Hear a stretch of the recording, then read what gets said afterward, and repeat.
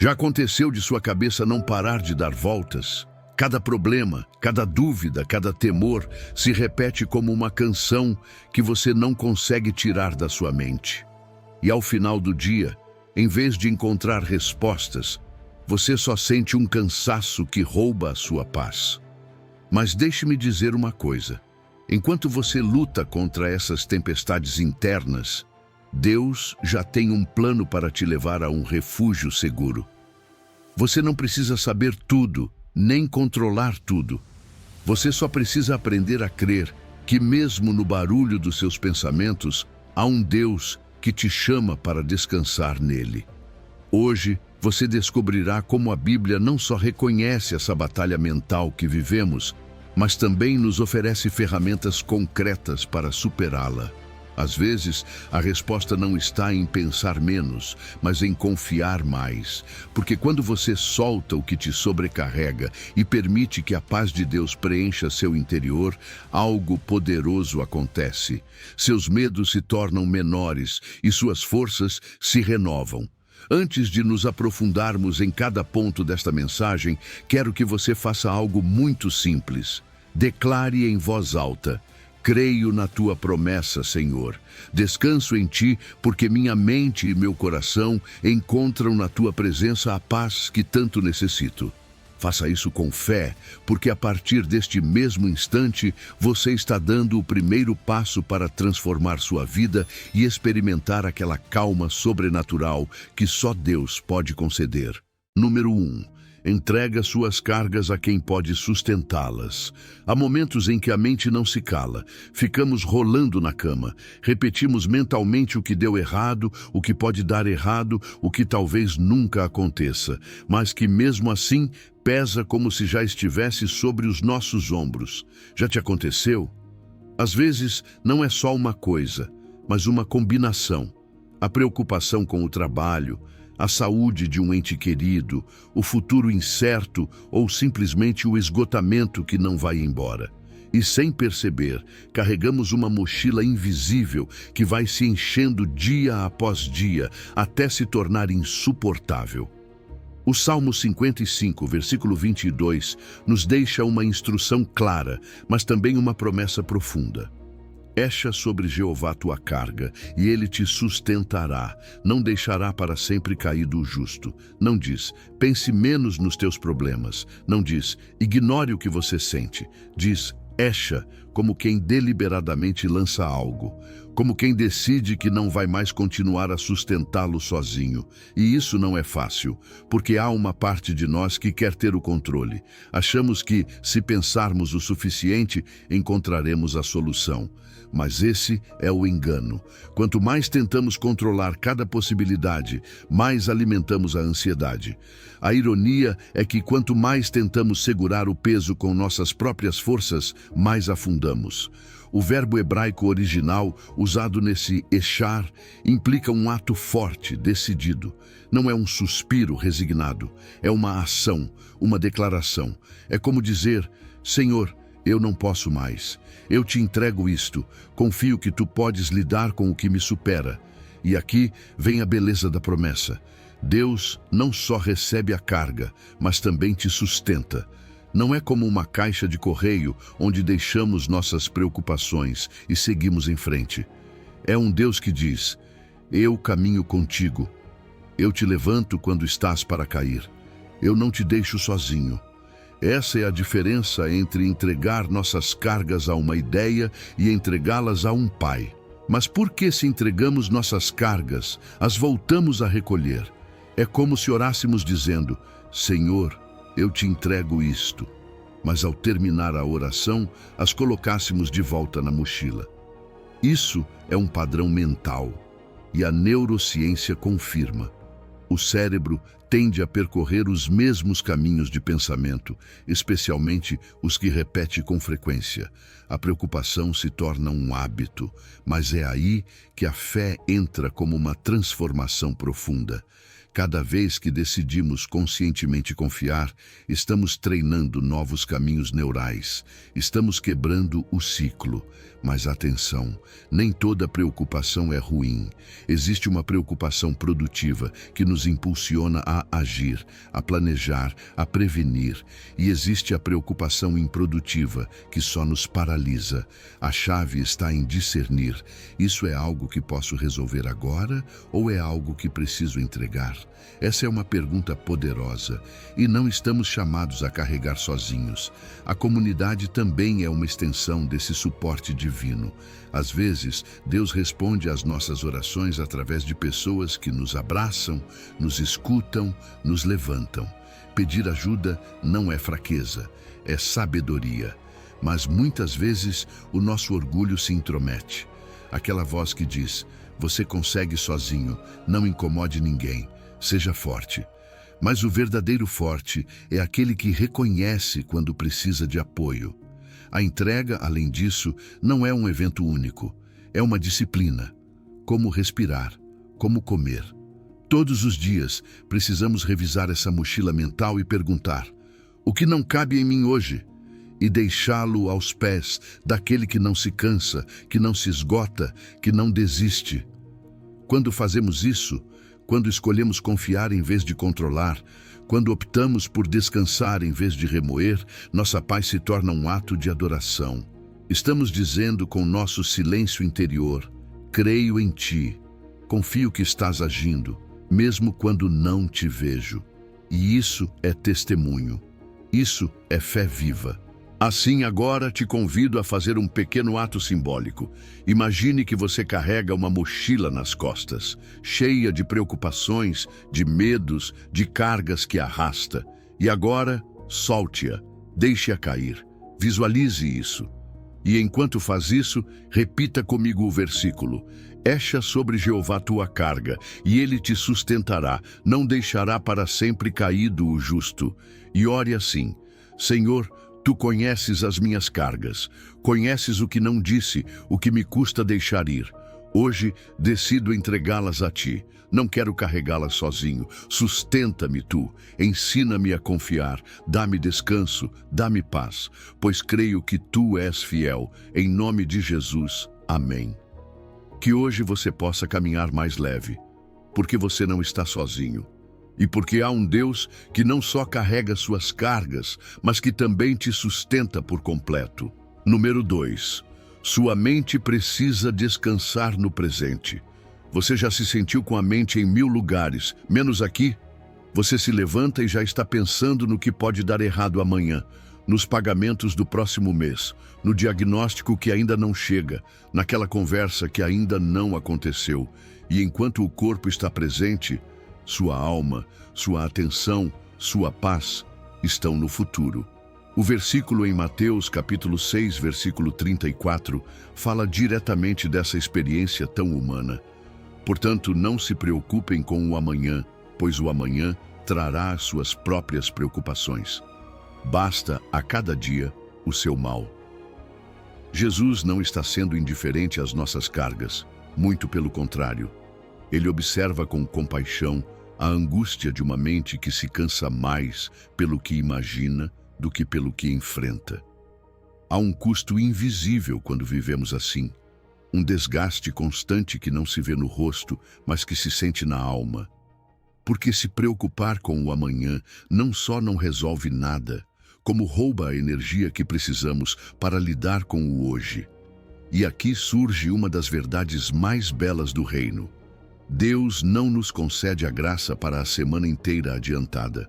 Ele distribui sua provisão dia a dia. Pão para o hoje, paz para o hoje, força para o hoje. Não se trata de negligência espiritual, é que o desenho divino foi feito para nos confiar ao presente.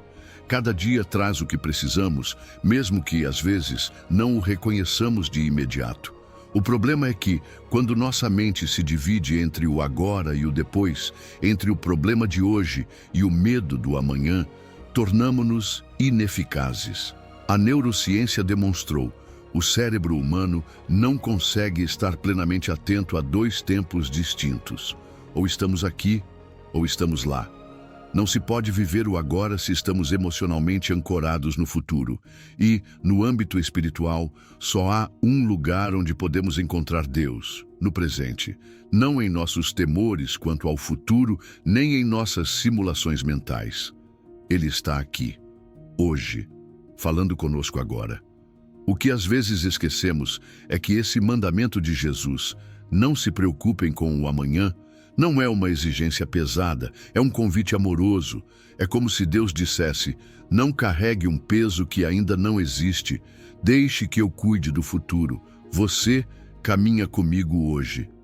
É misericórdia, não obrigação. É liberdade, não pressão. E é verdade, cada dia tem seus próprios desafios. Não precisamos imaginar mais.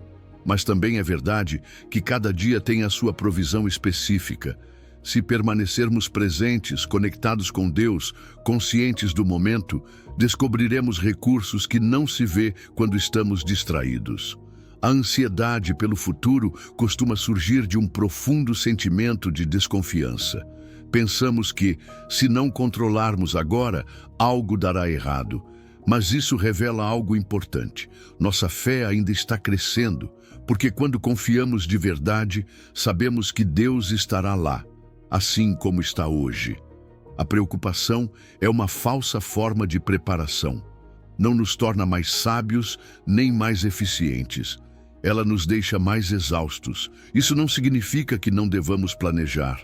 Há uma preparação saudável, mas ela é muito diferente da preocupação tóxica que repete os mesmos cenários uma e outra vez.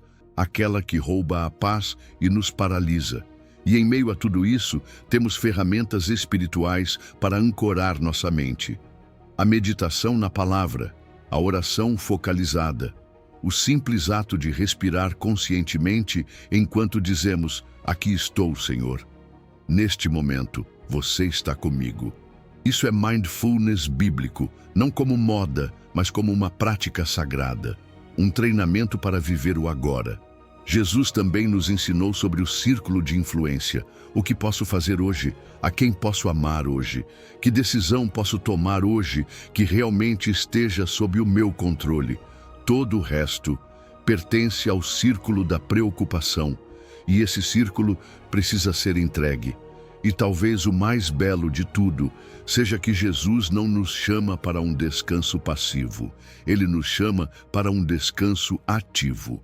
Um descanso onde toda a nossa energia mental e emocional está alinhada com o hoje. Porque é aí que podemos agir, onde podemos amar, onde podemos obedecer, onde podemos transformar. Número 3. A paz de Deus não depende das suas circunstâncias. Imagine duas pessoas sentadas na mesma sala de espera. Ambas acabaram de receber a mesma notícia. Um diagnóstico médico incerto, preocupante. A mesma sala, a mesma tensão no ar, o mesmo futuro nebuloso. Mas uma delas está visivelmente alterada. Sua respiração está ofegante. Ela não consegue parar de se mover. E os pensamentos a devoram por dentro. A outra, por sua vez, está serena. Não porque não entenda a gravidade da situação, mas porque algo mais forte que o medo habita em seu interior. E até os médicos percebem. Sua tranquilidade desconcerta. Como é possível que alguém esteja em paz quando nada está bem? Filipenses capítulo 4, versículo 7, nos dá a chave. E a paz de Deus, que excede todo entendimento, guardará os vossos corações e as vossas mentes em Cristo Jesus. Não se trata de uma paz como a que o mundo oferece. Não é aquela calma frágil que depende de que tudo esteja em ordem. Esta é uma paz que transcende, que quebra a lógica, que não pode ser explicada, mas pode ser sentida. E isso muda tudo. Há uma diferença fundamental entre a paz circunstancial e a paz sobrenatural. A primeira surge quando tudo está sob controle, quando as contas estão pagas, a saúde é estável e não há conflitos à vista. Mas, no mínimo sinal de instabilidade, ela se desfaz. A segunda, por outro lado, é uma paz que não depende do ambiente, mas de uma fonte inesgotável. uma paz que vem do próprio Deus, que se instala na alma e permanece, mesmo quando o vento sopra forte. E isso é o que desconcerta a mente humana, porque essa paz não é fruto do pensamento positivo, nem de técnicas de respiração, nem sequer de força mental. É inexplicável. Não pode ser fabricada e não se pode explicar completamente, porque é espiritual. É um presente, uma manifestação direta do caráter de Deus em nossa vida. Mas há algo mais neste versículo. Paulo não diz simplesmente que essa paz te acompanhará. Ele diz que ela te guardará. A imagem é poderosa.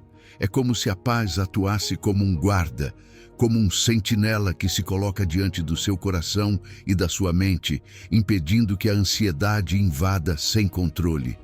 É ativa, protege, fecha as portas para o medo e mantém a ordem no seu interior, mesmo quando tudo lá fora está em caos.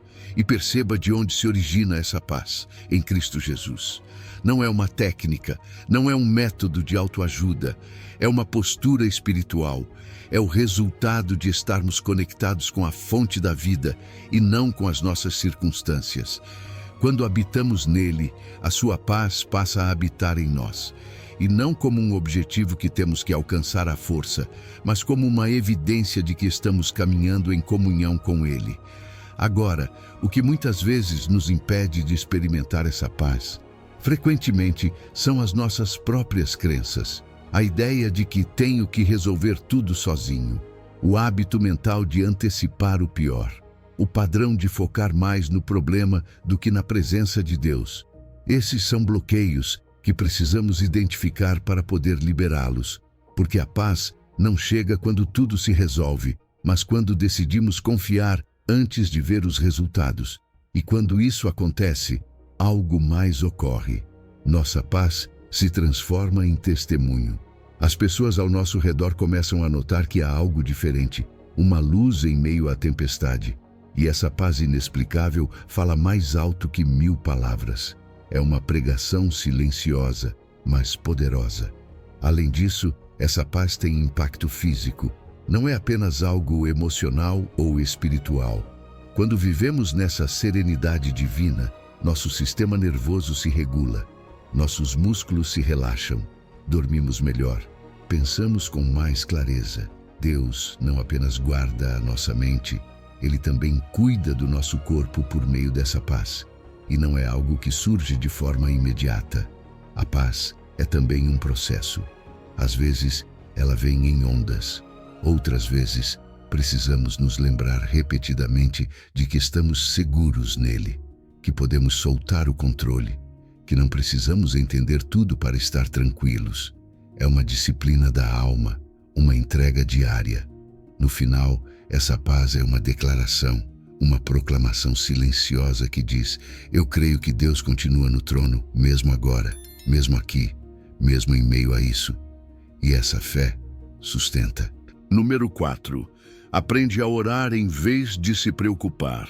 Às vezes, nos preocupamos tanto que nem percebemos que estamos orando, mas na direção errada. Porque essa é a preocupação, uma forma de meditação, mas negativa. Repetimos mentalmente o que poderia dar errado.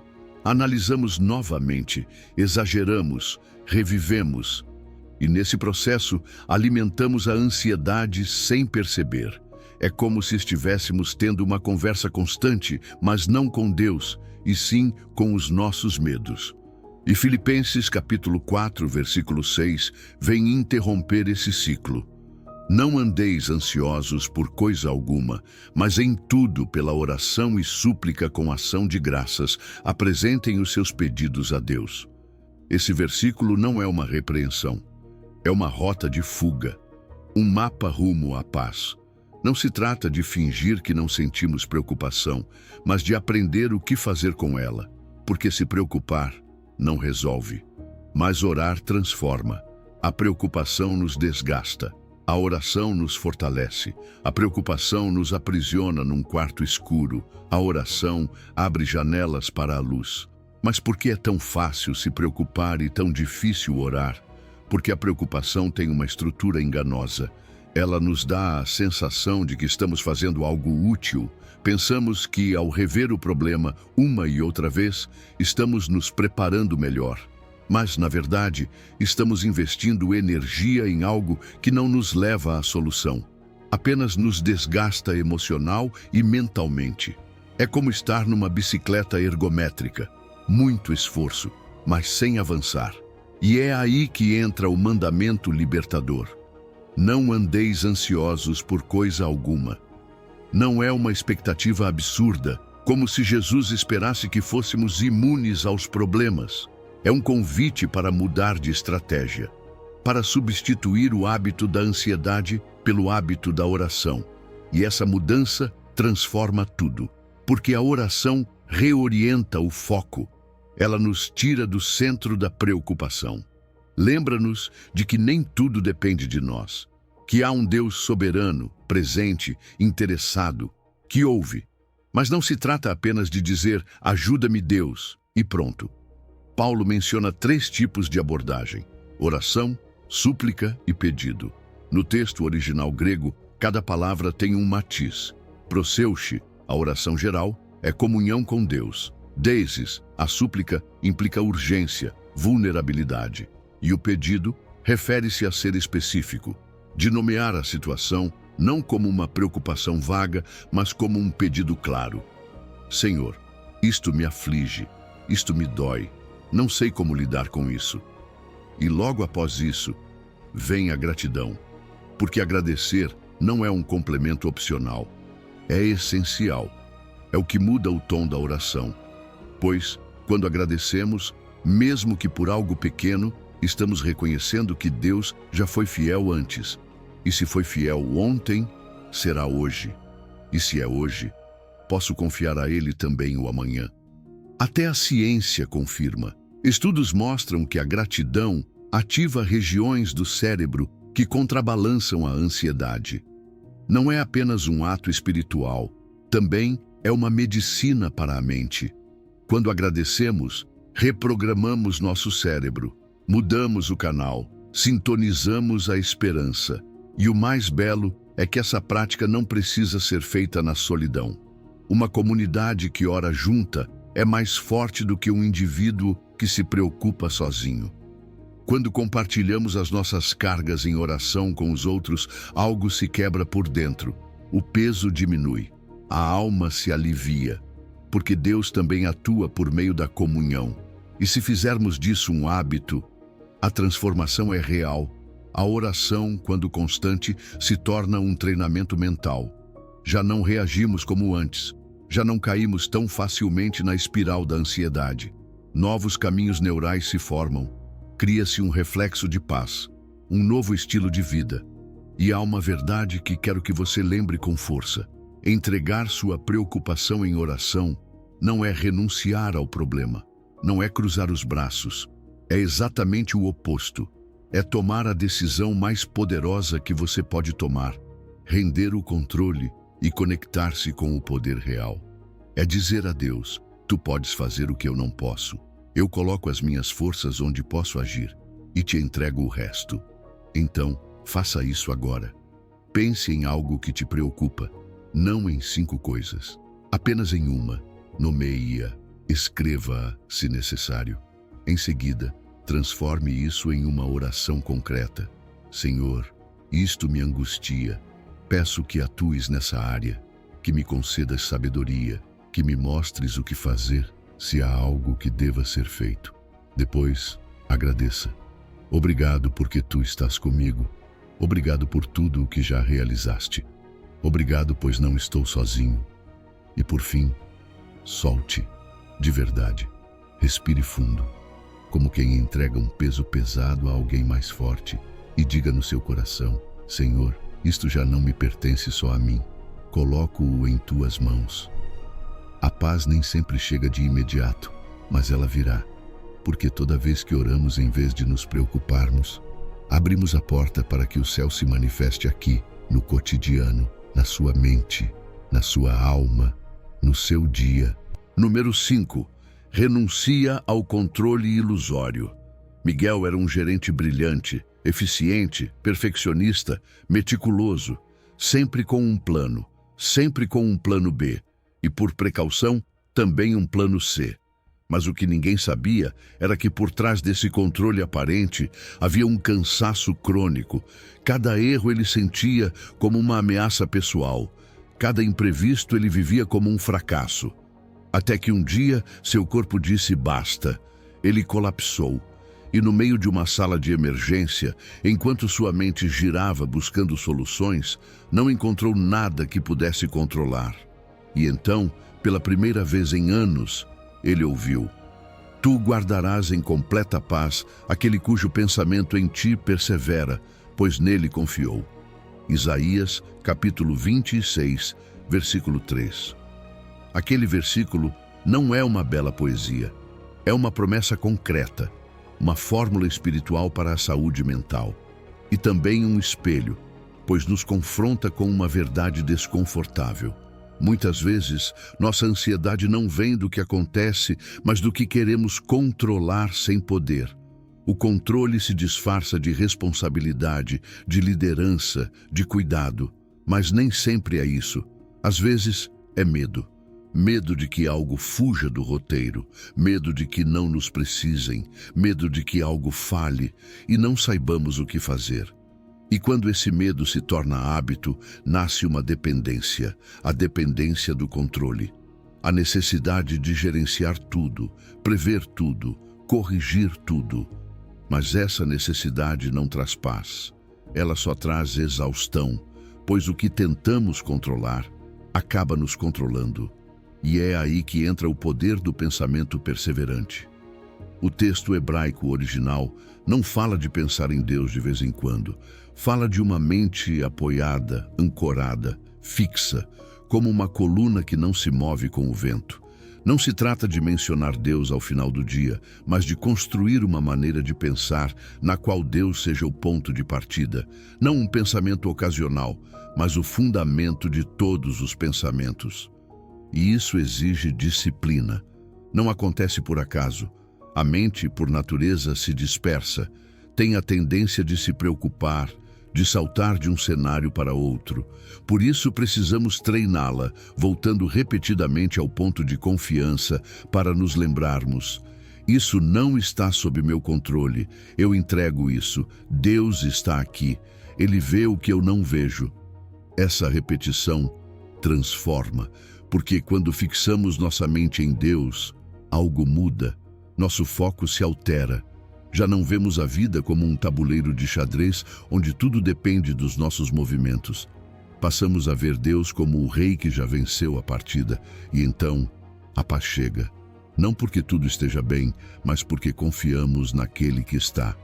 E note que o texto não diz que Deus dará paz, diz que Ele guardará em paz. Há uma enorme diferença. Isso significa que a paz não é uma emoção passageira, mas uma proteção ativa. É o próprio Deus zelando pelo seu interior, como um guardião que se certifica de que o medo não tome conta, que a ansiedade não dite suas decisões e que seu coração permaneça firme, mesmo quando o ambiente muda. Mas para viver isso, precisamos fazer um exercício honesto, perguntar a nós mesmos: o que estou tentando controlar e que não me cabe? O que está roubando minha paz porque não quero soltar? Às vezes são pessoas, outras vezes resultados, e por vezes é uma imagem de perfeição que queremos sustentar. Isso se torna um fardo, uma prisão mental. É fundamental entender: soltar o controle não é irresponsabilidade, mas sim sabedoria. É saber até onde vai a minha responsabilidade e onde começa a de Deus. Nossa parte é agir com diligência, com excelência, mas o resultado pertence a Ele. Confiar também não é um sentimento, é uma decisão. Às vezes não o sentimos, mas mesmo assim podemos dizer: Senhor, eu escolho confiar. E essa decisão, repetida dia após dia, nos devolve pouco a pouco a paz, a clareza e a estabilidade que tanto almejamos. Porque quando soltamos, não perdemos, ganhamos liberdade e entramos em uma paradoxia divina. Quanto mais renunciamos ao controle ilusório, mais eficazes nos tornamos, pois deixamos de gastar energia com o que não podemos mudar e a direcionamos para onde realmente faz diferença, da calma, da direção de Deus, de um coração alinhado com a vontade dele. Número 6. Alimenta a sua mente com pensamentos que edificam. Imagine por um momento que sua mente é como um jardim. Cada pensamento é uma semente. Algumas sementes são saudáveis, vibrantes, cheias de vida. Outras estão contaminadas, carregadas de negatividade, medo ou julgamento. E a cada dia, sem percebermos, semeamos. Através do que vemos, ouvimos, repetimos, compartilhamos ou permitimos que fique circulando em nossa cabeça. O que consumimos com os olhos e ouvidos, mais cedo ou mais tarde, se manifesta em nossa alma. E assim, como ninguém esperaria colher flores semeando ervas daninhas, também não podemos esperar paz se alimentarmos a mente com ruído, comparação, toxicidade ou desesperança. Em Filipenses capítulo 4, versículo 8, Paulo nos dá um filtro claríssimo, um critério divino para a saúde mental. Por fim, irmãos, tudo o que é verdadeiro, tudo o que é nobre, tudo o que é justo, tudo o que é puro, tudo o que é amável, tudo o que é de boa fama, se há alguma virtude e se há algum louvor, nisso pensai. Esse não é apenas um conselho, é um chamado urgente, porque o que você permite habitar em sua mente acabará moldando seu coração, suas emoções, suas decisões, sua vida. A mente, assim como um jardim, não se mantém sozinha. Se não a cultivarmos ativamente, as ervas daninhas, a crítica constante, a comparação, o medo, a culpa, crescem por padrão. E num mundo saturado de informação, nossa atenção torna-se o recurso mais valioso, pois aquilo em que você se foca, cresce. A neurociência até respalda isso. Toda vez que você repete um pensamento, fortalece um circuito. Você o torna mais rápido, mais automático.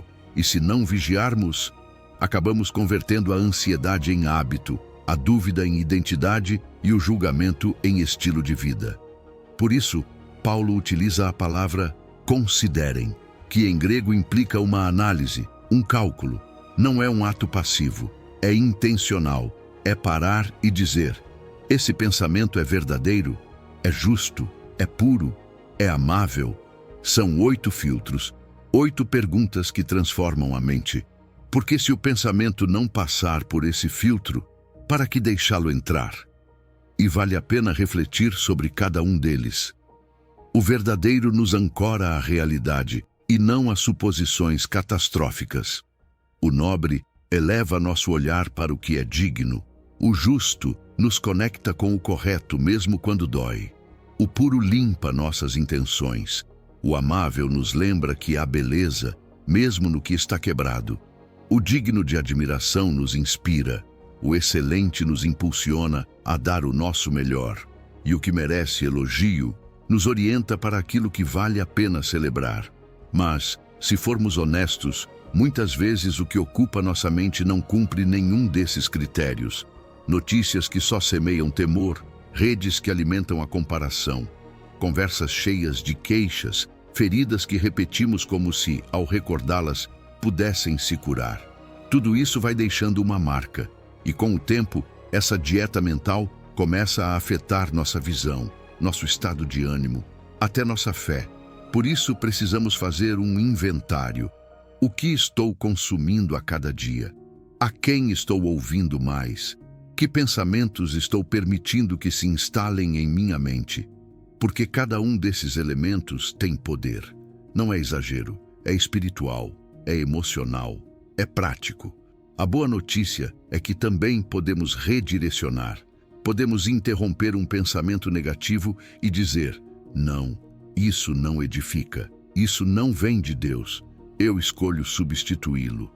Podemos decorar versículos, ouvir mensagens que nos elevem, meditar no que é bom, abençoar em vez de criticar, agradecer em vez de reclamar. E com o tempo, esses novos pensamentos começam a fincar raízes. E não muda apenas o que pensamos, muda o nosso sentir, o que projetamos, o que oferecemos ao mundo. Pois nossos pensamentos não se restringem à mente.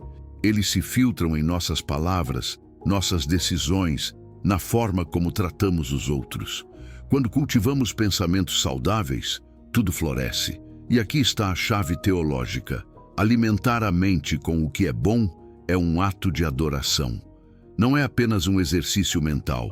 É reconhecer que Deus é a fonte de tudo o que é verdadeiro, justo, puro e amável.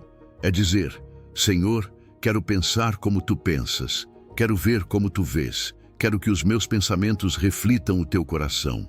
Número 7. O medo não vem de Deus. Daniel tinha talento, todos sabiam disso. Ele era inteligente, criativo, tinha portas abertas diante dele, mas não avançava.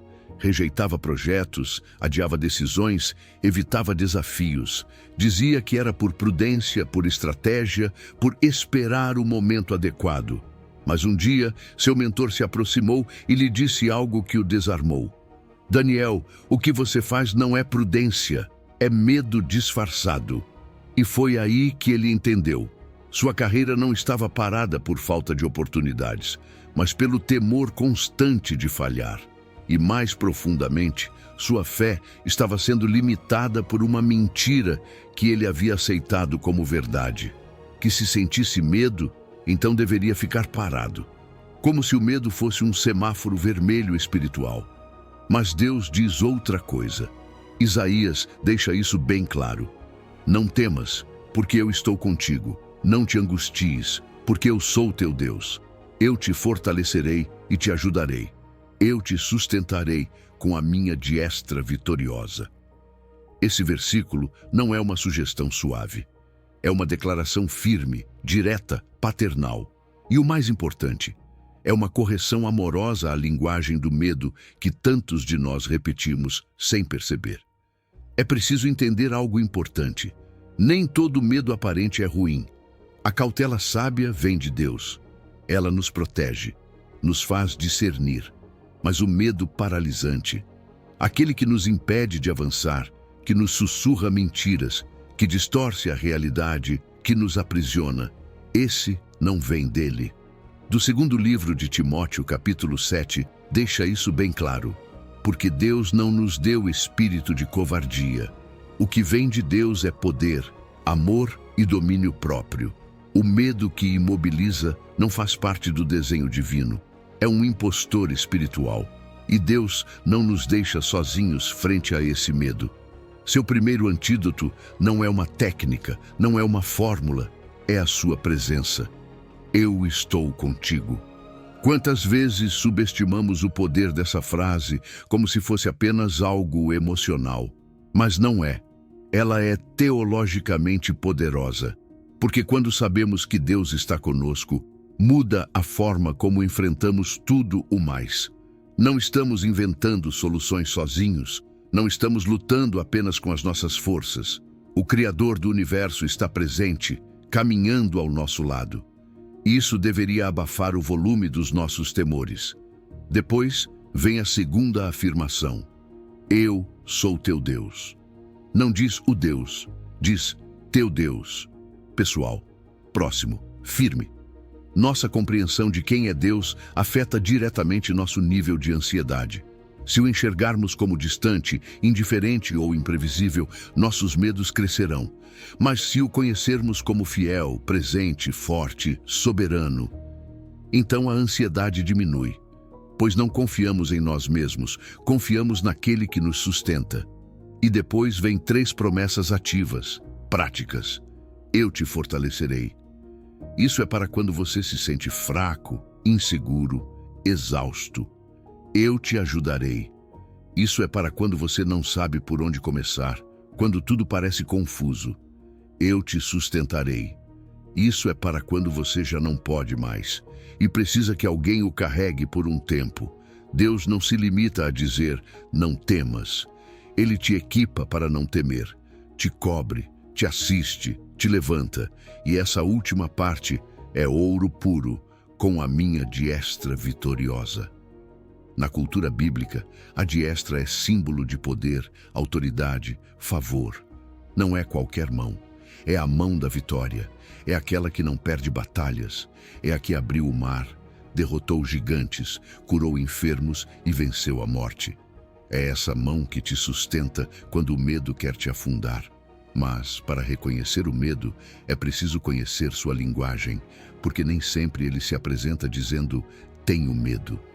Às vezes, ele se camufla com frases como, e se não funcionar? Nunca consegui, é muito tarde, não estou pronto. São pensamentos semeados por experiências passadas, por feridas não curadas, por crenças herdadas. Mas, embora pareçam lógicos, não são verdade. Também costumamos disfarçar o medo de realismo, prudência, maturidade. E sim, há decisões que exigem sabedoria. Mas quando a prudência se transforma em paralisia, deixa de ser prudência. É medo vestido de justificativa. E a saída começa com pequenos passos de coragem. Cada vez que você escolhe avançar, apesar do medo, está construindo músculo espiritual. Está dizendo à sua alma, confio mais em Deus do que no meu medo. Isso cria um círculo virtuoso. Mais coragem, mais fé, mais liberdade. E o belo é que não caminhamos sozinhos.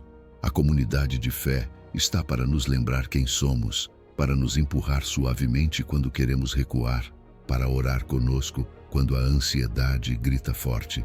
E sim, a sua coragem também é um testemunho. Quando você enfrenta esse medo, os outros veem, e então a sua história se torna esperança para alguém que ainda está paralisado. O seu passo de fé se transforma em um caminho para os demais. Número 8. Jesus te convida pessoalmente para o descanso.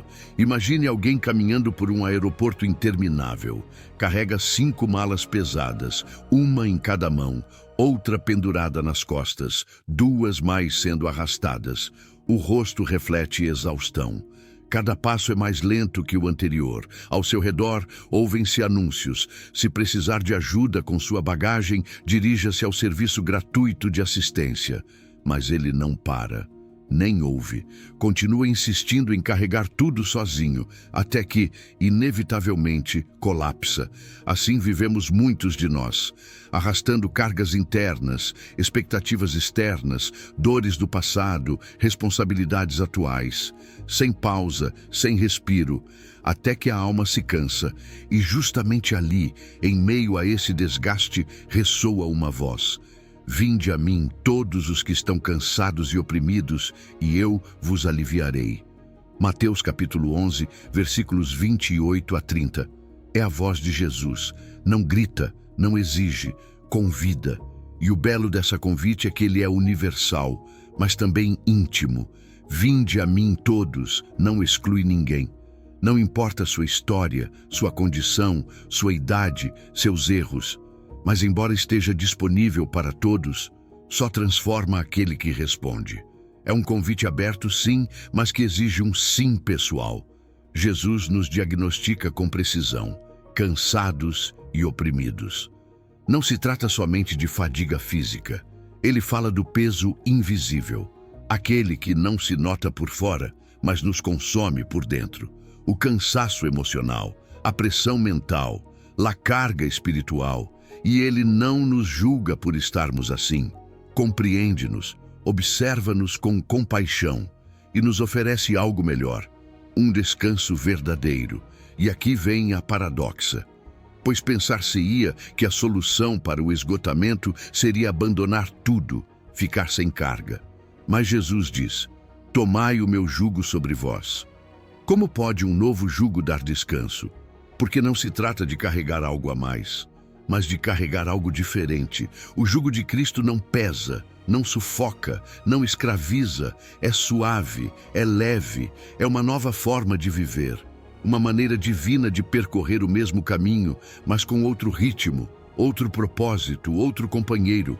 E esse jugo só se compreende ao caminhar com ele. Jesus diz, aprendei de mim. O descanso não é um lugar, é uma relação, não é uma técnica, é um processo.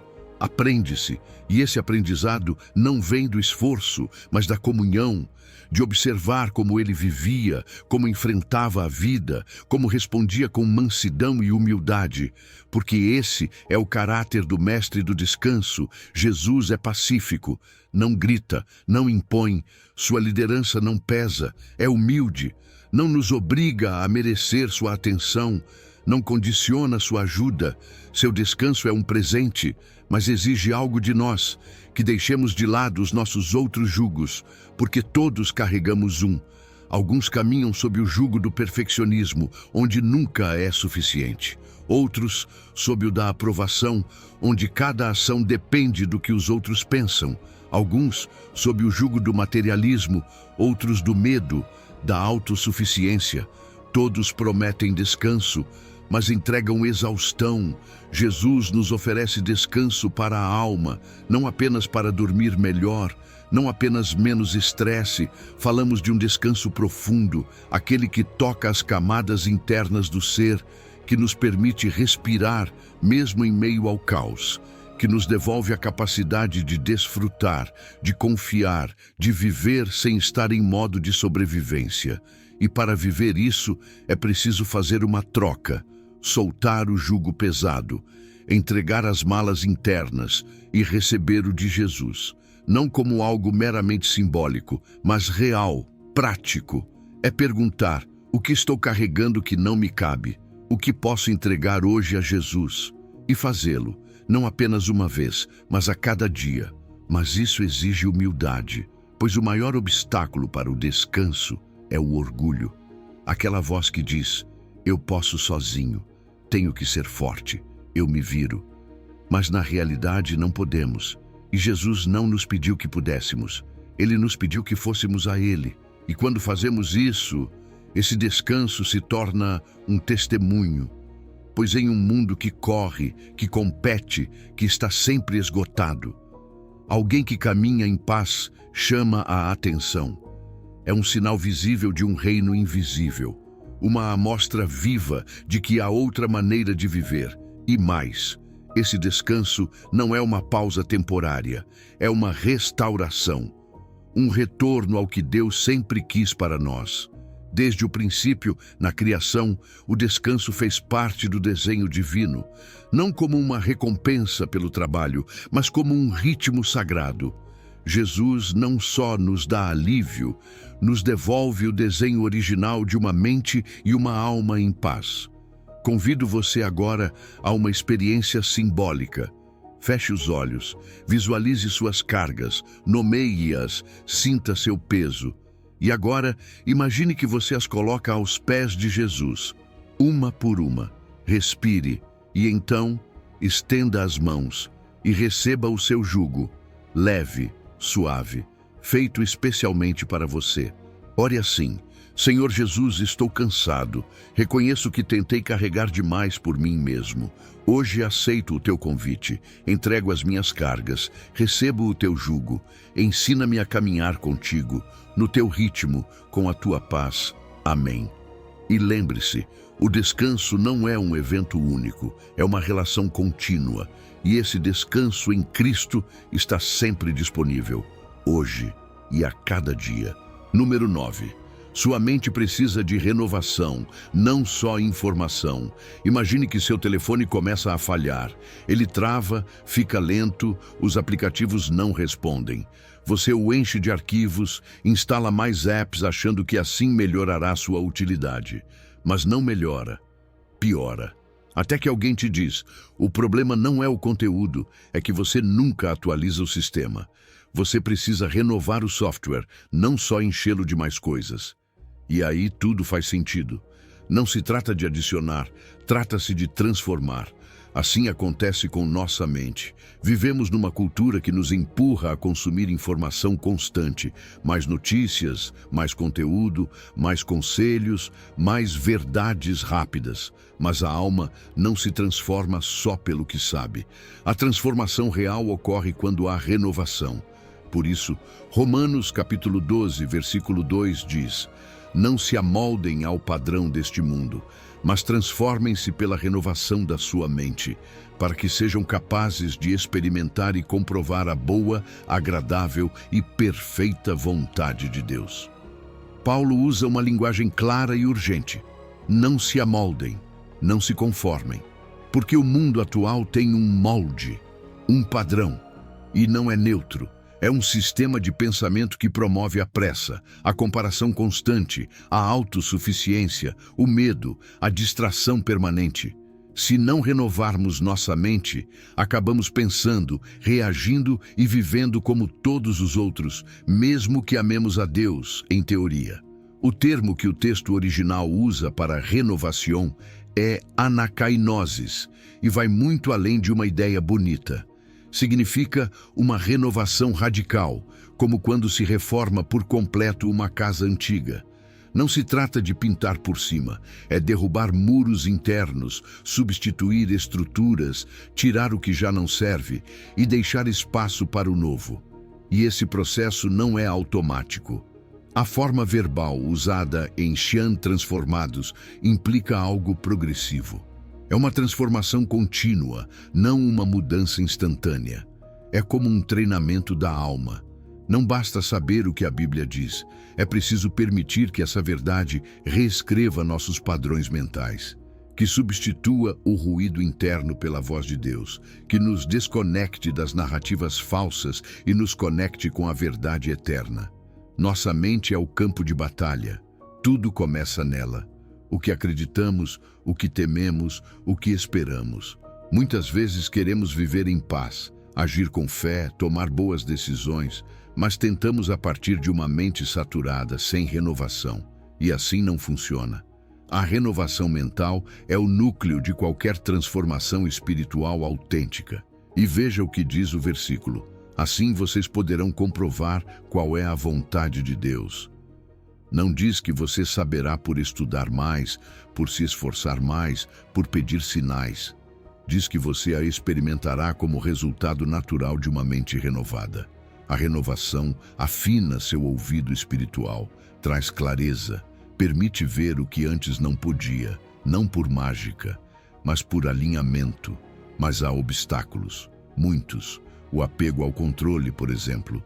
Nos custa largar os velhos pensamentos que nos fizeram sentir seguros por muito tempo, mesmo que tenham nos prejudicado. Também existe o medo da mudança. A mente prefere o conhecido, mesmo que doa, e há a dependência da estimulação constante. Ficamos relutantes em parar, meditar, permanecer em silêncio diante de Deus. Mas a renovação não acontece no meio do ruído. Ela precisa de espaço, precisa de entrega. E aqui está algo importante. Renovar a mente não é só acumular mais conhecimento bíblico. De fato, conhecer muitas verdades sem aplicá-las pode aumentar a frustração. Você sabe o que deveria pensar, mas sua mente continua girando no automático. A chave é passar do saber para o viver. Parar, identificar um pensamento que não vem de Deus e substituí-lo ativamente por uma verdade que sim o representa. A renovação requer ferramentas. Meditação bíblica, não apenas uma leitura rápida, mas parar num versículo e deixá-lo penetrar. Adoração, porque o que adoramos molda nossa mente. Jejum digital, pois às vezes precisamos desligar vozes externas para ouvir a interna. Uma comunidade espiritual autêntica, pois não renovamos sozinhos. Precisamos uns dos outros. E esse processo, mais do que nos transformar em alguém novo, nos devolve aquilo para o qual fomos realmente criados. A mente renovada nos aproxima da nossa identidade original, aquela que o ruído do mundo distorceu. O inimigo quer que você se conforme. Deus quer que você se transforme. E isso começa no que você permite que sua mente pense. Faça este exercício agora. Identifique um pensamento que você sabe que não está alinhado com a verdade de Deus. Talvez seja, não sou suficiente, ou tudo vai dar errado, ou sempre fracasso. Agora confronte-o com uma verdade bíblica.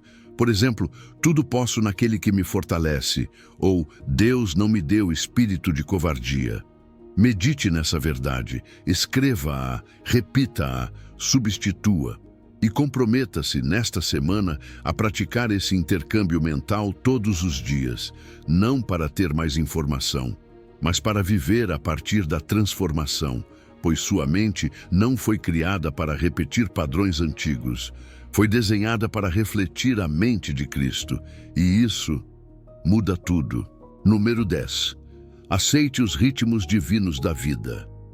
Laura era daquelas pessoas que pareciam conseguir com tudo.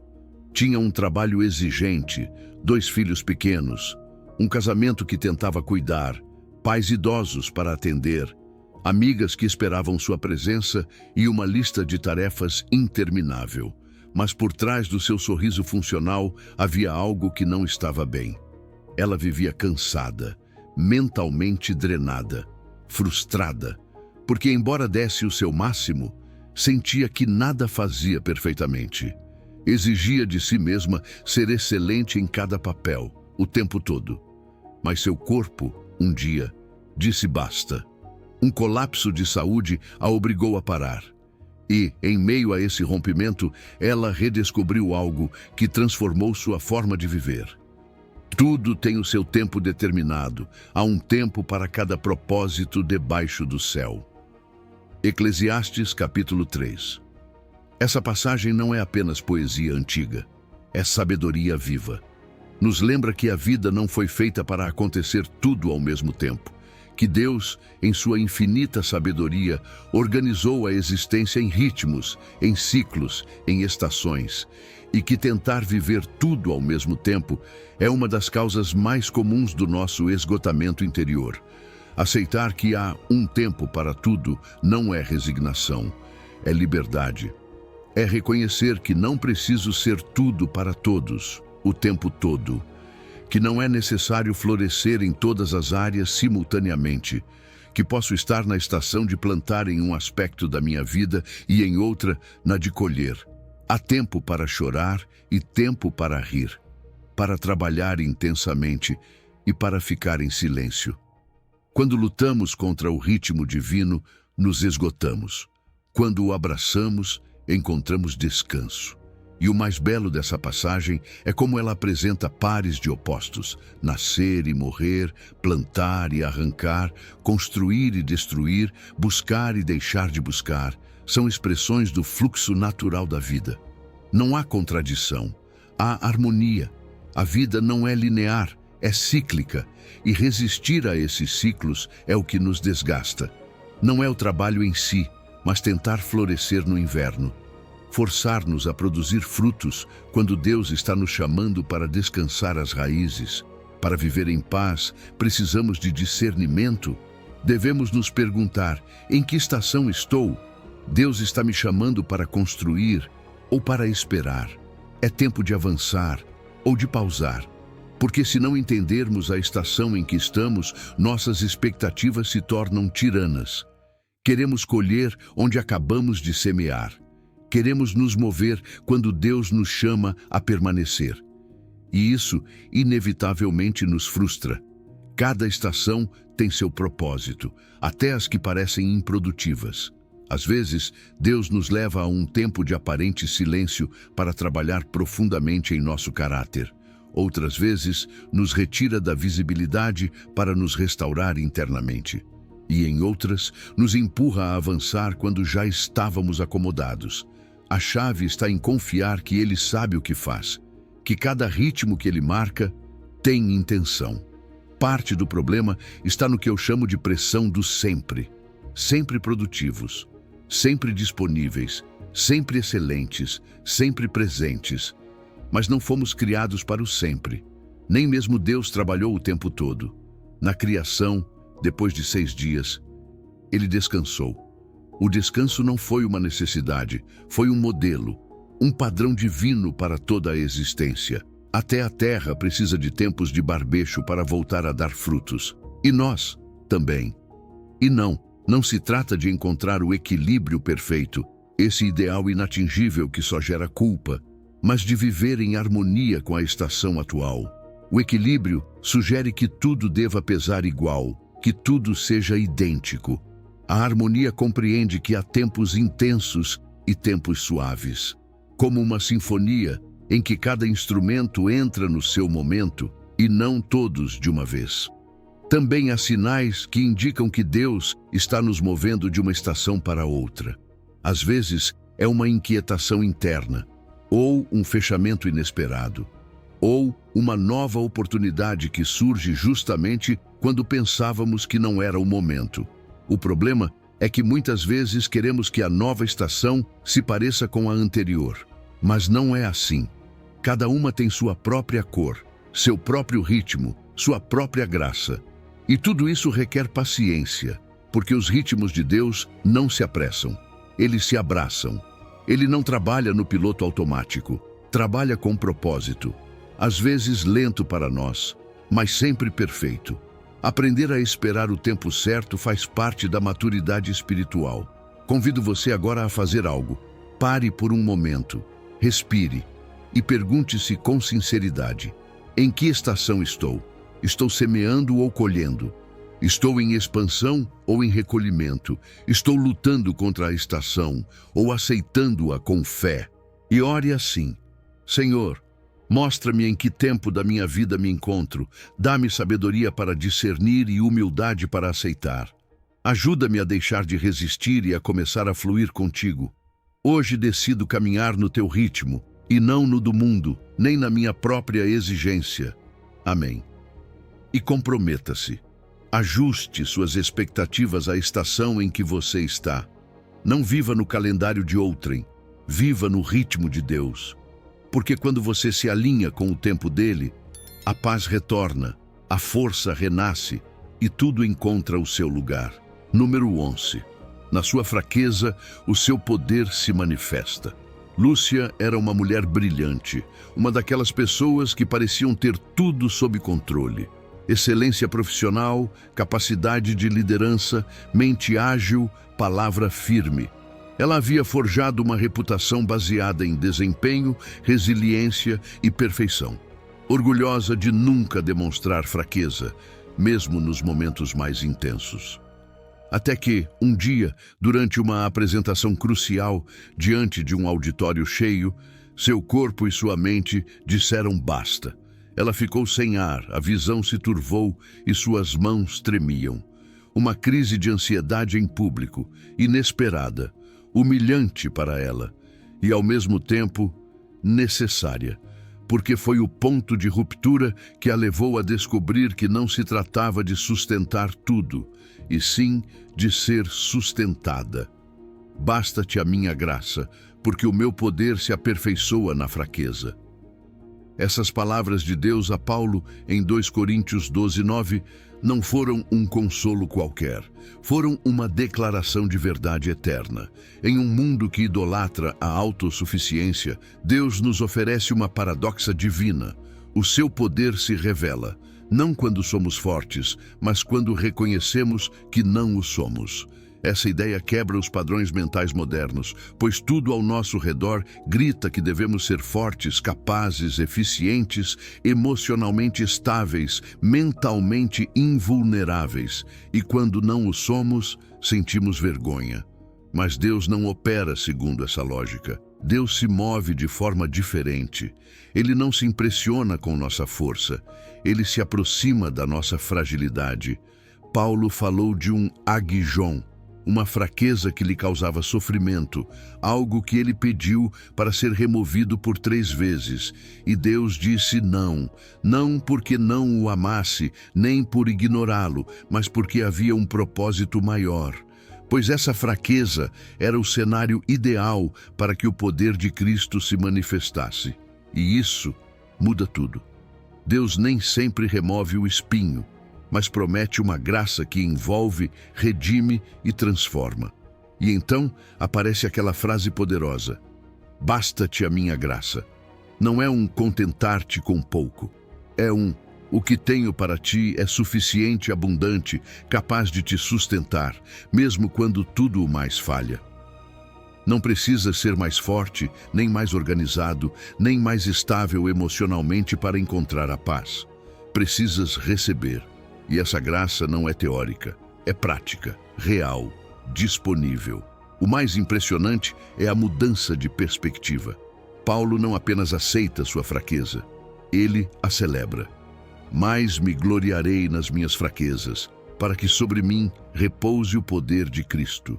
Consegue perceber? Passar de ocultar o que é fraco a exaltar essa fragilidade. Pois, nesse espaço, nesse limite, torna-se visível algo que não é humano. O poder de Deus agindo onde nós já não conseguimos. Isso tem profundas implicações para a nossa mente. Um dos grandes inimigos da paz é o perfeccionismo. Essa obsessão por estar sempre bem, por ter tudo claro, por funcionar sem falhas. E isso é uma armadilha, uma doce mentira que nos desgasta. Quando largamos essa exigência, quando deixamos de tentar controlar cada pensamento, cada emoção, cada reação, e nos rendemos à graça, nossa mente pode, enfim, descansar. A neurociência até confirma isso. O ato consciente de se render, de deixar de lutar contra o controle mental, ativa circuitos cerebrais que reduzem o estresse e permitem uma restauração profunda. O que a ciência chama de repouso restaurativo, a Bíblia denomina repousar no seu poder. E isso exige vulnerabilidade. Dizer não posso mais não é fracasso. É verdade. E a verdade no reino de Deus não te afunda. Te liberta, pois abre espaço para que outros te acompanhem. E, sobretudo, abre espaço para que Cristo haja. Descansar em meio às limitações é um testemunho poderoso. Em um mundo que corre, que se exige, que nega a fragilidade, alguém que pode dizer, não tenho tudo sob controle, mas estou em paz, brilha. Porque essa pessoa está apontando para uma fonte superior, porque sua paz não depende de sua força mental, mas de uma fortaleza sobrenatural. E então, nossa identidade muda. Não mais nos definimos pelo quanto resistimos, pelo quanto fazemos ou pelo quanto produzimos. Nós nos definimos pela graça que nos sustenta, pelo amor que nos envolve, pelo poder que se aperfeiçoa justamente onde antes nos sentíamos quebrados. Faça uma pausa agora, respire e reflita. Onde você está lutando para manter o controle mental? Onde você está se exigindo mais do que sua alma pode oferecer? Identifique isso, nomeie-o e agora renda-se. Ore comigo. Senhor, neste momento entrego meus esforços exaustivos. Reconheço que tentei sustentar minha mente com as minhas próprias forças, mas hoje aceito o teu convite.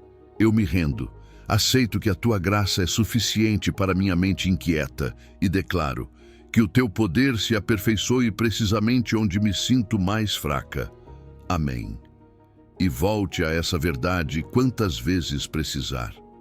Não há necessidade de esconder tua fraqueza, pois é nela que Cristo deseja brilhar. Número 12. Tudo coopera para o seu bem, mesmo que você ainda não veja. Há um tear, um enorme tapeçário que está sendo tecido fio a fio. Debaixo de onde você e eu olhamos, só se vê em nós, fios soltos, cores misturadas sem sentido. Alguns tons escuros, outros brilhantes, mas sem ordem aparente. Às vezes parece que tudo é caos, mas lá de cima, na perspectiva do tecelão, há um desenho. Um padrão lindo e intencional que está se formando. Romanos 8:28 diz: Sabemos que Deus faz com que todas as coisas cooperem para o bem daqueles que o amam, dos que foram chamados segundo o seu propósito. Esse versículo é a declaração de que, embora você veja apenas fios desordenados, Deus está criando arte. A mente humana está presa no agora, no que sentimos, vemos e entendemos neste momento. E quando algo dói, quando algo não se encaixa, quando parece dar errado, nossa reação natural é o medo, a dúvida, a raiva. Pois não enxergamos o todo, não compreendemos por que algo que parece tão injusto ou desnecessário poderia ter um propósito. Mas esse versículo inicia com uma certeza: sabemos. Não diz esperamos, nem desejamos, nem supomos. Diz sabemos. Paulo não está especulando, ele está afirmando, pois essa verdade não se baseia no que entendemos agora, mas em quem é Deus, em seu caráter fiel, em sua promessa ativa e em sua soberania amorosa. E então vem o alcance, todas as coisas, não apenas algumas, não somente as boas, nem só as que compreendemos, todas, o que te doeu, o que você perdeu, o que não se resolveu, o que foi injusto, o que não saiu como oraste, isso também. Porque Deus não desperdiça nada, Ele não apenas permite, Ele coopera, Ele integra cada parte, redime o que o inimigo quis usar para te destruir e usa até a dor como ferramenta para formar Cristo em você. Mas aqui há algo chave. O bem mencionado nesse versículo nem sempre se apresenta como sucesso, conforto ou resposta imediata. O versículo não diz para que tudo te saia bem, nos termos que desejamos. Diz para o bem. E esse bem tem uma definição eterna. Logo depois, Paulo explica que esse bem é que sejamos conformados à imagem de Cristo. Esse é o propósito, não apenas estarmos bem, mas chegarmos a ser quem fomos criados para ser. Deus não está improvisando com a sua vida. Ele não tenta consertar seus erros no último minuto. Ele está orquestrando. Mesmo em meio ao que parece desordem, há um plano que continua se cumprindo. Mesmo na adversidade, há cooperação divina. Deus não é um espectador passivo, mas um artesão ativo. Cada ponto de ruptura, cada perda aparente, cada silêncio, pode ser uma pincelada na tela de uma história redentora. Mas quando desconectamos os momentos difíceis de um propósito maior, nossa mente cai no que os psicólogos chamam de catastrofização. Imaginamos o pior, e nossa ansiedade dispara, pois acreditamos que se não entendermos o sentido agora, então não há nenhum. Caímos em miopia espiritual, avaliando tudo pelo que sentimos no presente e não pelo que pode produzir amanhã. E assim, perdemos o poder da esperança. Precisamos reaprender a ler nossa história, a olhar para o passado com olhos redimidos.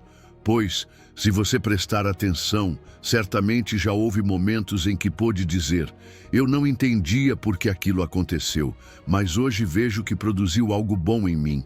Eu cresci, mudei, curei, encontrei algo que de outra forma não teria encontrado. E se isso ocorreu antes, por que não ocorreria agora?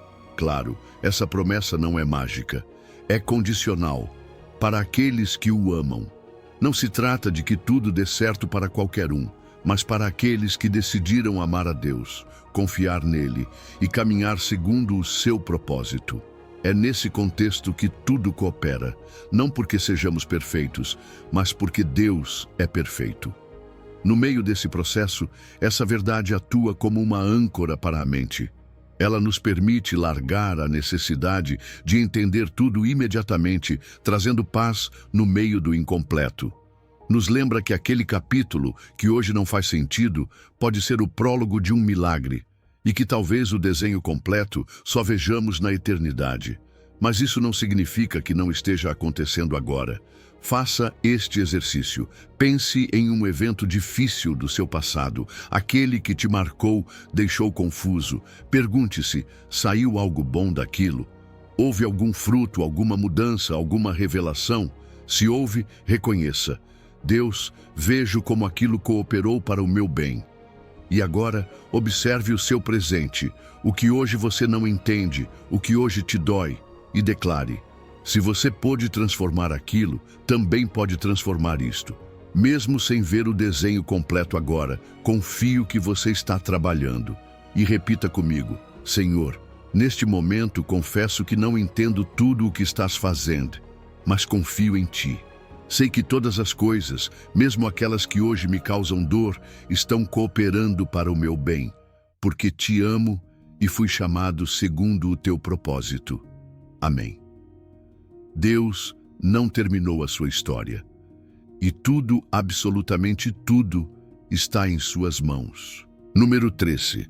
A fé te dá estabilidade na tempestade. Imagine 2 barcos em meio a uma tempestade. As ondas se erguem violentamente, o vento uiva, o céu se torna escuro. Um dos barcos não tem âncora. vai de um lado para o outro, empurrado por cada rajada, por cada mudança no mar. Não tem direção, apenas reage. O outro barco, embora sacudido pelas mesmas águas, permanece firme. Não porque não haja tempestade, mas porque está ancorado. Essa é a diferença entre uma mente dominada pela dúvida e uma mente sustentada pela fé. Tiago, capítulo 1, versículos 6 a 8, diz com clareza: peça, porém, com fé, sem duvidar, pois aquele que duvida é semelhante à onda do mar, levada e jogada pelo vento. Tiago não está falando aqui de ter uma fé perfeita ou isenta de perguntas. Ele se refere à dúvida que paralisa, que fragmenta a mente e desintegra a paz interior. Pois há uma grande diferença entre um questionamento honesto que busca crescimento e uma dúvida que te deixa preso entre o medo e a fé, sem conseguir avançar. Essa dúvida te torna inconstante, roubando-te a direção. E quando isso acontece, o emocional se desordena, o espiritual esfria e o mental se agita como o mar agitado. A metáfora marítima utilizada por Tiago não é meramente decorativa, é precisa. Uma mente sem fé firme é como uma onda, instável, reativa, imprevisível. E pensando bem, quando nossa fé vacila, nos tornamos facilmente arrastados por opiniões, emoções, notícias, medos. Hoje cremos, amanhã duvidamos. Hoje oramos com esperança, amanhã a ansiedade nos paralisa. É exaustivo, como viver sem direção. Mas há algo ainda mais profundo no texto. Quando Tiago fala do homem de dupla alma, de psicos, ele se refere literalmente a uma mente dividida, como se dentro de uma mesma pessoa coexistissem duas vontades, uma que crê e outra que não. Esse conflito interno constante gera um tipo de exaustão que não se resolve com descanso físico. É algo mental, espiritual, como querer avançar e frear ao mesmo tempo. E aqui vem uma revelação importante. A fé não é simplesmente uma emoção que sentimos quando tudo vai bem. A fé é uma decisão, um ato voluntário de confiança. Podemos escolher a fé mesmo quando nossas emoções não acompanham. Não precisamos sentir segurança total para ancorar nossa mente em Deus. Precisamos decidir, escolher crer naquele que já provou ser fiel. Também é necessário estar ciente do que corrói nossa fé. Existem vozes, ambientes e hábitos que agem como ventos contrários. Pessoas negativas que só alimentam o medo, notícias que amplificam o caos, pensamentos automáticos originados em feridas do passado. Tudo isso, se não filtrado, enfraquece nossa confiança. Por isso, proteger a mente não é opcional, mas vital. É aqui que entra outro conceito-chave, o ciclo pensamento-emoção-comportamento. O que pensamos gera emoções e o que sentimos guia nossas ações. Mas se colocarmos a fé no início do ciclo, ou seja, pensarmos a partir do que Deus declarou e não somente do que vemos, nossas emoções se estabilizam e nossas decisões se alinham com a verdade. A fé não nega a dor, mas a contextualiza. E não estamos sozinhos nessa luta. A fé se fortalece em comunidade. Quando duvidamos, precisamos nos cercar daqueles que creem, de irmãos que nos lembram das ações de Deus, que oram conosco e nos levantam quando vacilamos. A dúvida cresce no isolamento, enquanto a fé floresce na comunhão. Note que a fé não é uma certeza absoluta. A fé bíblica não exige que tenhamos todas as respostas, mas que confiemos naquele que as possui. É dizer, Deus, não entendo tudo, mas confio em Ti. Ainda não vejo a saída, mas sei que Tu jamais falhas. Essa fé já é uma âncora e não só estabiliza a alma, como também tem impacto físico. Estudos recentes mostram que pessoas que confiam profundamente em um poder superior ativam regiões cerebrais que reduzem o estresse, melhoram a concentração e fortalecem a resiliência emocional. Deus desenhou a fé não só para nos salvar eternamente, mas para nos sustentar mentalmente aqui e agora. Faça este exercício. Identifique uma área específica onde a dúvida tem abalado sua paz. Nomeie-a, sinta seu peso. E agora, visualize uma âncora, a sua fé, a sua decisão de confiar. Imagine essa âncora descendo, atravessando as emoções turbulentas, os pensamentos confusos, até alcançar o fundo firme da verdade de Deus. Ali ela permanece, sustentando você. E declare comigo: Senhor, hoje escolho ancorar minha mente, não no que vejo, nem no que sinto, mas no que sei de Ti. Tu és fiel, és a minha rocha. Mesmo que tempestades venham, mesmo que o vento uive, não serei arrastado, porque minha fé está firme, porque minha alma tem âncora. Amém. E sempre que sentir as ondas voltarem a sacudir você, volte a essa imagem.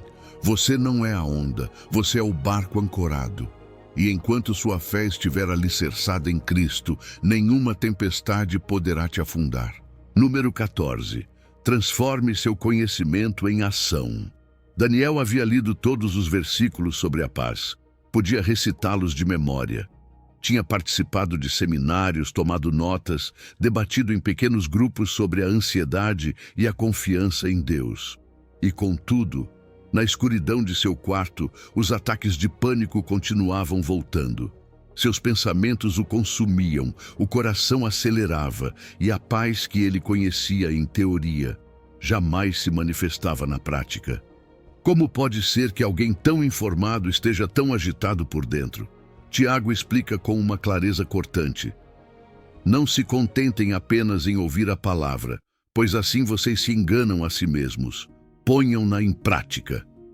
O auto-engano do conhecimento sem ação é sutil, mas profundo. Acreditamos que por saber já estamos avançando, que por termos a informação correta, a transformação deveria ocorrer automaticamente. Mas não é assim. A verdade não transforma até ser aplicada. De fato, quanto mais sabemos e menos fazemos, maior se torna nossa frustração.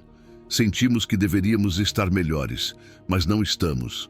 Não porque a palavra falhe, mas porque não a usamos.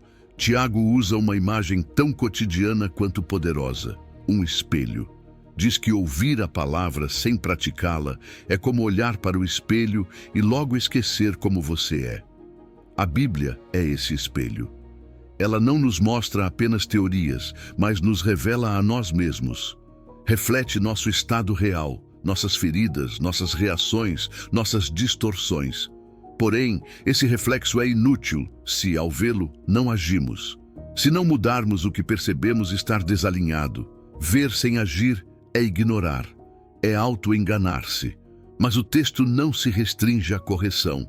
Há também promessa. Tiago fala da lei perfeita que liberta.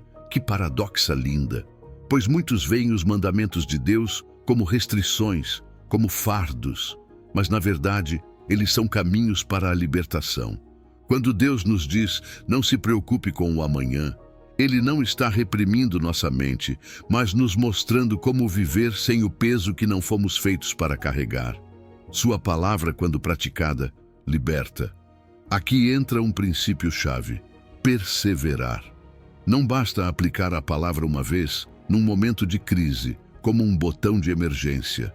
Tiago ensina que a bênção chega para aquele que persevera nela, ou seja, que faz da prática uma rotina e não uma reação ocasional. Pois a transformação é um processo, não um evento. É a repetição que molda a alma. O que antes era esforço, com a prática se torna reflexo. Muitas vezes existe uma lacuna entre saber e fazer. Sabemos que a gratidão diária reduz a ansiedade, mas não somos gratos. Sabemos que meditar na palavra renova a mente, mas deixamos os dias passarem. Sabemos que devemos levar nossas cargas em oração, mas as ruminamos mentalmente até que nos adoecemos. Por que não fazemos o que sabemos que funciona? Porque a mudança dá medo, porque estamos confortáveis em nossos hábitos, porque duvidamos que funcione. Mas a fé se demonstra na ação. Você não precisa se sentir pronto, basta começar. Aqui é onde os hábitos desempenham um papel vital. Não se pode esperar resultados diferentes se repetimos os mesmos padrões. Você precisa de pequenas práticas intencionais que transformem a verdade em experiência. Ler a palavra a cada manhã, agradecer em voz alta, orar com sinceridade, compartilhar suas lutas com alguém que ore com você. São atos simples, mas que, quando repetidos, abrem novos caminhos. Literalmente, porque a ciência confirma. Cada vez que você aplica um princípio bíblico, está remodelando o seu cérebro, enfraquecendo os circuitos do medo e fortalecendo os da paz. Tiago ensinou isso antes mesmo que os neurocientistas. O que você faz de forma consistente muda quem você é, e você não está sozinho. Cercar-se de uma comunidade que não apenas fala de fé, mas a vive, inspira e impulsiona a agir, a não se conformar apenas em ouvir. Pois ver outros aplicando a palavra em meio às suas tempestades e colher seus frutos, convence que você também pode. Faça uma pausa agora. Pergunte a si mesmo: qual princípio bíblico sobre a paz eu já conheço, mas não estou praticando? Talvez seja, jogue toda a ansiedade sobre ele. Talvez seja, ore sem cessar. Talvez seja, pense em tudo que é puro, justo e amável. Escolha um. Escreva-o e decida: esta semana vou aplicá-lo. Faça um plano simples, algo prático. Talvez anotar 3 coisas pelas quais você é grato todas as noites. Talvez substituir pensamentos ansiosos por um versículo. Talvez reservar um breve tempo de silêncio com Deus antes de iniciar o seu dia. Não espere pelo momento perfeito. Comece agora e ore assim: Senhor, não quero ser apenas um ouvinte que se engana a si mesmo. Não quero acumular mais conhecimento sem fruto. Com a tua ajuda, hoje me comprometo a praticar o que já sei, a caminhar conforme a tua palavra e a vivê-la, confiando na bênção que prometeste àqueles que a aplicam. Amém. A bênção não está em saber mais, mas em viver o que já se sabe. É aí que começa a verdadeira transformação. Número 15. Deus luta suas batalhas mentais. Imagine o povo de Israel. Estavam presos entre o exército mais poderoso do mundo e um mar intransponível. O som dos carros de guerra retumba cada vez mais perto. O pó do deserto se mistura ao grito do medo. Não há escapatória visível. E justamente em meio a esse caos, Moisés diz algo que a qualquer mente lógica pareceria insensato. O Senhor lutará por vocês. Fiquem tranquilos. Como? Tranquilos? Agora? Com a morte pisando-lhes nos calcanhares? Esse é o contexto em que essa promessa foi pronunciada. Não numa tarde ensolarada e sem pressão, nem quando tudo estava sob controle, mas em um momento de crise total. E isso importa, pois nos lembra que nenhuma batalha mental que estamos travando fica fora do alcance dessa promessa. Ataques de ansiedade, pensamentos obsessivos, confusão constante, culpa que não vai embora. Em meio a tudo isso, essa palavra continua vigente. Deus lutará por você. O verbo traduzido como peleará no hebraico implica iniciativa. Não é que você comece a batalha e Deus a termine. Não é um esforço compartilhado. É uma intervenção soberana. Deus entra em cena. Ele inicia. Ele atua. Ele vence. E nós, em vez de nos desgastarmos lutando com nossas próprias forças mentais, recebemos uma ordem divina. Fiquem tranquilos. Isso pode soar passivo, mas não é. A palavra hebraica utilizada aqui não sugere resignação, mas uma quietude vigilante. É um estado ativo de confiança, como o de um soldado que não corre nem dispara, mas permanece firme porque sabe que seu comandante já deu a ordem e que a vitória está certa. Não se trata de indiferença, mas de certeza, uma postura espiritual que diz: minha mente está em guerra, mas eu escolho não me abalar. Escolho confiar que há um maior que já está lutando por mim. E para confiar, precisamos lembrar quem é esse guerreiro. Não uma força vaga ou uma ideia abstrata, mas o Senhor que luta por você. Aquele que abriu mares, que derrotou gigantes, que venceu exércitos sem sequer levantar uma espada. Aquele que nunca perdeu uma batalha. Ele é fiel, poderoso e comprometido com você. O seu amor não se enfraquece quando a sua mente falha, e o seu poder não depende da sua capacidade mental. Ele é suficiente. Então, por que continuamos tentando lutar essas batalhas com as nossas próprias mãos? Pensamentos repetitivos, ansiedade constante, insegurança crônica. Tentamos controlar tudo com força de vontade, mas isso é como usar um pau contra um tanque. É ineficaz e só produz mais exaustão. Nossos padrões de desgaste mental nascem dessa luta incessante contra aquilo que não podemos controlar. Queremos apagar incêndios mentais com água nas mãos, mas Deus nunca nos pediu isso. Ele nos pediu confiança. Render-se à ansiedade é claudicar, mas render-se a Deus é se libertar. É dizer, Senhor, eu já não tenho forças, Tu tens. Por isso, entrego-te essa batalha. Não estou desistindo porque perdi, mas porque Tu já venceste. E há testemunhos de pessoas que, por anos, viveram presas em guerras internas até deixarem de lutar sozinhas. Isso não significa que tudo mudou de um dia para o outro, mas algo novo começou. A paz chegou. As cargas se aliviaram. E, em muitos casos, os resultados foram maiores do que haviam esperado. Assim como os israelitas não só cruzaram o mar, mas viram seus inimigos completamente derrotados. Deus não apenas te livrará, Ele vencerá aquilo que hoje te persegue. E aqui vem uma verdade gloriosa. Ao escolher a tranquilidade em meio ao caos, você está adorando. Sua quietude confiante é uma declaração poderosa. Você diz, creio em Deus mais do que em meus pensamentos. Creio em sua promessa mais do que em minha sensação atual. E isso o honra, pois declara que Ele é suficiente. Se você chegou ao final deste vídeo, é uma pessoa dedicada e comprometida com o crescimento espiritual e a aproximação a Deus. O fato de você ter chegado até o final demonstra sua determinação em absorver conhecimento e aplicá-lo em sua vida. Continue buscando sabedoria e trabalhando para fortalecer sua fé e sua relação com Deus. Lembre-se de que o aprendizado e a aproximação a Deus são uma jornada contínua e gratificante. Meus vídeos ajudam pessoas de todas as idades a se aproximarem de Deus, redescobrindo ensinamentos esquecidos e aprofundando na palavra divina. Comente: estou mais perto de Deus, para nos fazer saber que você chegou até aqui e que está neste caminho de fé conosco.